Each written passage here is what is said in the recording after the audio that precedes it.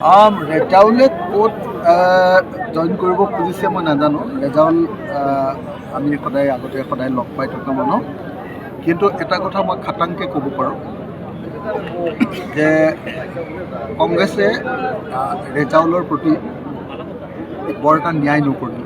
বিজেপিৰ এজেণ্ট বুলিয়ে কৈছে। সেইটোতো মই নাজানো বিজেপিৰ এজেণ্ট হয় নে নহয়, তেওঁৰ ক্ষেত্ৰত অন্যায় হৈছে সেইটো। কিন্তু মই এটা কথা জানো যে সংখ্যালঘু সমাজৰ পৰা এজন গুৰুত্বপূৰ্ণ প্ৰতিনিধি যেতিয়া গৈছিলে, সেই মানুহজনক তেওঁলোকে সন্মান দি ৰখাটো দৰকাৰ আছিল। কিন্তু তেওঁ যি বক্তব্য প্ৰকাশ কৰিছিলে সেইটোৰ লগত মই আকৌ দ্বিমত আছোঁ।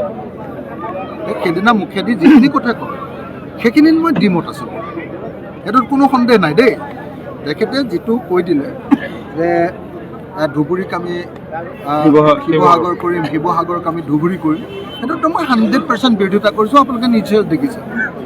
কিন্তু সেইটো ভুল নে, সেইটো তেওঁ ইচ্ছাকৃত নে অনিচ্ছাকৃত, সেইটোৰ ওপৰত বিচাৰ নকৰাকৈ, তদন্ত নকৰাকৈ তেওঁৰ ওপৰত যিধৰণে প্ৰেছাৰ দিয়া হ'ল আৰু যিধৰণে পদত্যাগ কৰিবলৈ বাধ্য কৰোৱা হ'ল, মই ভাবোঁ সেইটো গণতান্ত্ৰিক নহয়। তেওঁক তেওঁৰ কথাখিনি দলৰ মজিয়াত ক'বলৈ দিয়াটো উচিত আছিলে, তেওঁক চৌকজ নটিচ কৰাটো উচিত আছিলে, তাৰপিছত তেওঁক ক'বলৈ দিব লাগিছিলে।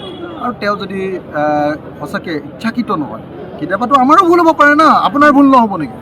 হিমন্ত বিশ্ব শৰ্মাইতো ডেইলি ভুল কৰি থাকে ন, হয়নে নহয় কওক? চব মানুহৰতো ভুল হয়। তেওঁ যদি সেইটো ভুল হৈছিলে তেওঁক এবাৰলৈতো ক্ষমা কৰিব লাগিছিলে।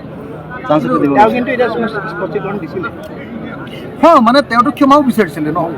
ক্ষমা বিচৰাৰ পাছত মই ভাবোঁ যে কংগ্ৰেছ দলৰ ভিতৰত এই বিষয়টোক লৈ তেওঁলোকৰ নিজৰ ভিতৰত ৰাজহুৱা নকৰি কথাটো নিজৰ ভিতৰৰ কথাটো তেওঁলোকে ভালকৈ প্ৰথমতে কথাটো পাতি ল'ব লাগিছিল।